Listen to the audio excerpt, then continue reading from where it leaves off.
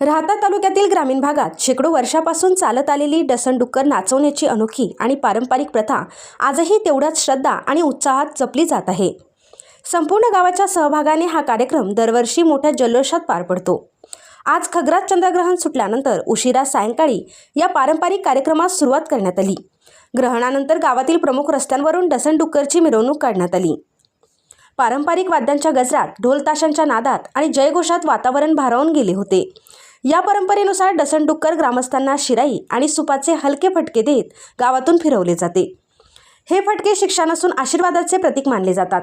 विशेष म्हणजे लहान मुले, महिला आणि पुरुष स्वतःहून पुढे येत हे फटके आशीर्वाद म्हणून स्वीकारतात।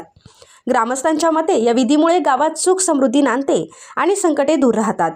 गावातील ज्येष्ठ मंडळींच्या सांगण्यानुसार ही परंपरा अनेक पिढ्यांपासून अखंडपणे सुरू असून सामाजिक एकात्मतेचे आणि श्रद्धेचे प्रतीक मानली जाते। आजच्या आधुनिक युगातही ग्रामीण भागातील लोक आपल्या संस्कृतीशी नाळ जपून असल्याचे यातून दिसून येते। डसणडुक्करच्या मिरवणुकीमुळे संपूर्ण गावात उत्साही वातावरण निर्माण झाले होते।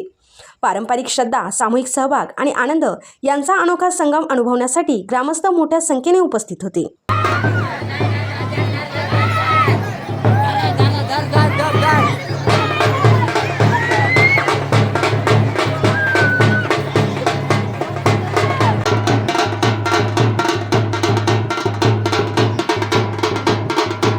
आज आमच्या गावात होळीनंतर दुसऱ्या दिवशी धुलीवंदनाच्या दिवशी हा ऐतिहासिक आणि पारंपरिक सण साजरा होतोय।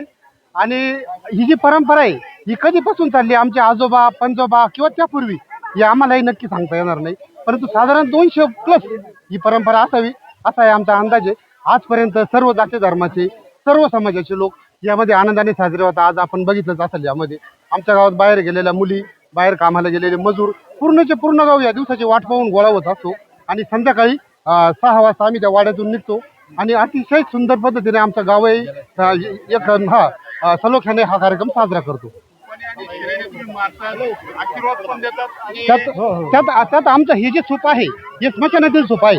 याच्या मागे काय अर्थ असेल हा काय आम्हाला नक्की माहीत नाही, पण या सुपाचा आणि या शिराईला आपण लक्ष्मी समजतो। दिवाळीच्या दिवशी इथं ज्याला स्पर्श झाला, मार नाही म्हणत आम्ही, त्याला स्पर्श म्हणतो, त्याचं पूर्ण वर्ष आनंदाने जातं असा आमचा समज आणि अनुभव पूर्णपणे आहे। प्रतिनिधी कैलास विखे पाटील, माय न्यूज, राहता।